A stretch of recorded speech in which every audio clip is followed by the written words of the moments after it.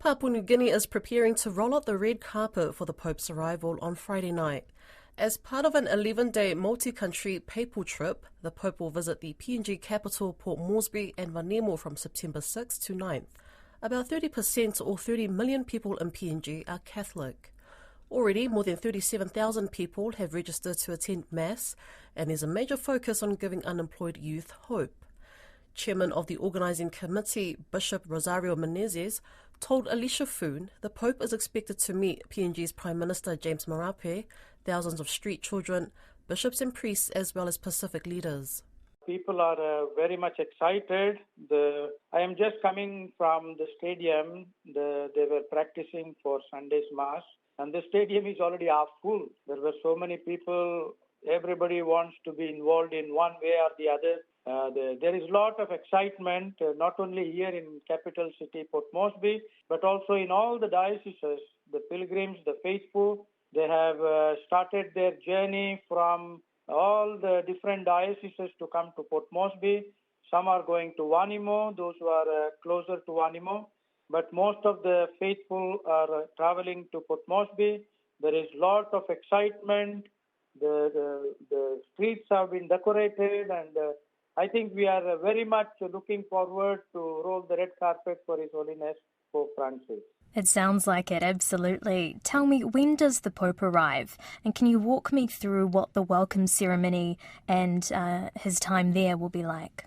Okay, the Pope is arriving Papua New Guinea on Friday, 6th of September, around 7:15. And then the Defense Force is organizing an official welcome at the airport.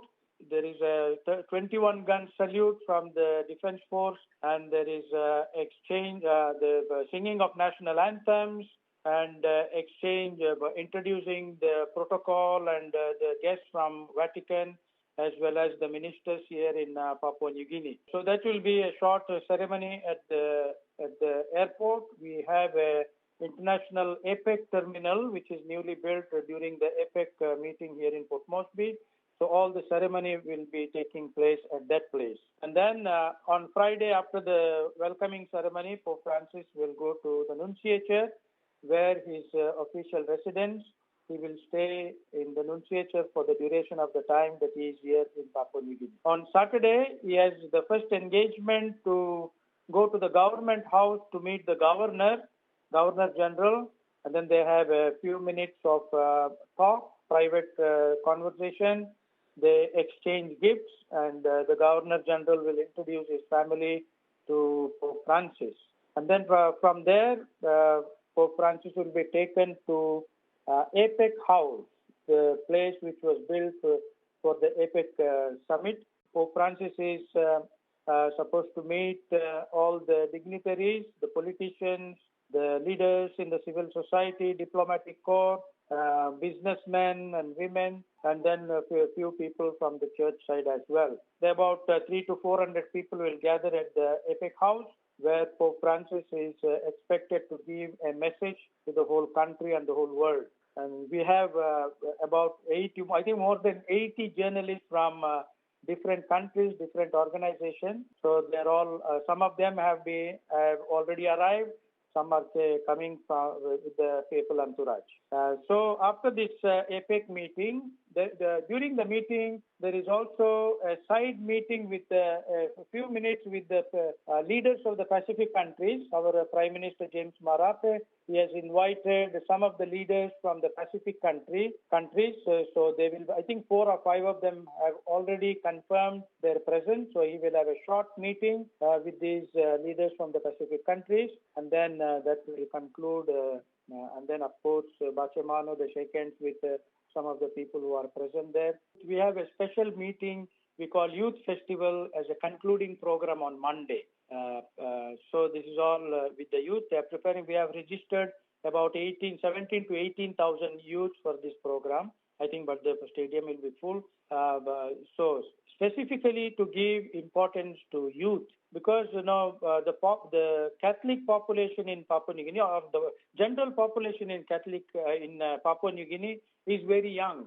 We have more young people than anywhere else, I think. Will you meet the Pope? Yes, I'm part of, they call entourage, papal entourage. So we will be there at the airport to welcome him. So I will certainly meet him, yes. This will be my 6th time meeting the Pope Francis. Every time I meet him, I thank him for his leadership and inspiration, especially his own life itself is a witness to the gospel. What he preaches, he practices, or what he practices, he preaches. I want to especially thank him for making this effort.